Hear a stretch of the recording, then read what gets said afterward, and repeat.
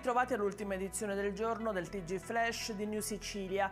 In apertura un incidente mortale in cui ha perso la vita Alberto Pisano, di 34 anni, originario di Gela. Il sinistro si è verificato a Santa Croce di Sermide. L'uomo era un dipendente di una ditta pavese che in questo periodo si occupa di manutenzione meccanica alla centrale Enel di Moglia di Sermide. L'uomo, a bordo di un'auto, si è schiantato contro un camion che trasportava polli. Dopo l'impatto con il mezzo pesante, l'auto è uscita fuori strada ed è finita dentro un fosso. Il conducente del camion, un allevatore di 74 anni, è stato trasportato all'ospedale di Pieve. Nelle prossime ore la salma di Alberto sarà consegnata ai familiari per i funerali.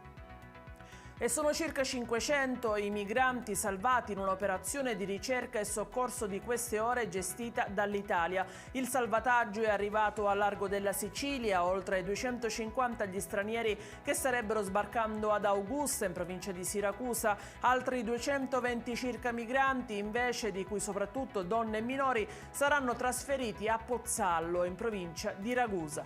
Intanto è già scattato il piano per l'accoglienza, le verifiche sanitarie e le procedure di identificazione da parte della prefettura di Siracusa. L'imbarcazione sarebbe partita dalla Libia 3 giorni fa. Un incidente stradale si è verificato questa mattina lungo la strada statale 640 che collega Caltanissetta ad Agrigento. Il sinistro si è verificato all'interno della Galleria Papazzo, nelle vicinanze dello svincolo per San Cataldo. Lo scontro ha coinvolto 5 veicoli, causando il ferimento di 3 persone trasportate al pronto soccorso dell'ospedale Sant'Elia. È stato proclamato per venerdì 18 novembre lo sciopero generale di tutte le categorie impegnate nell'area del petrolchimico di Priolo.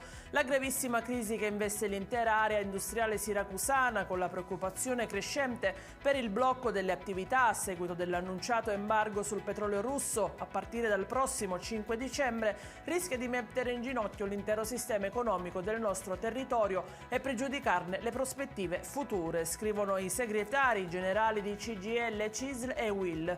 È per questo che i lavoratori e i sindacati scenderanno a manifestare. Il corteo inizierà alle 9 dal piazzale Marconi di Siracusa fino ad arrivare a piazza Archimede, sede della prefettura.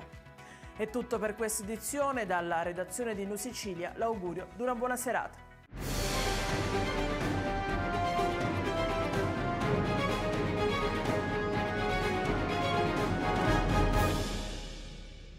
Procar, centro assistenza autorizzato BMW e Mini, adesso anche BMW Motorrad, via George Marshall 7, Mister Bianco, Catania.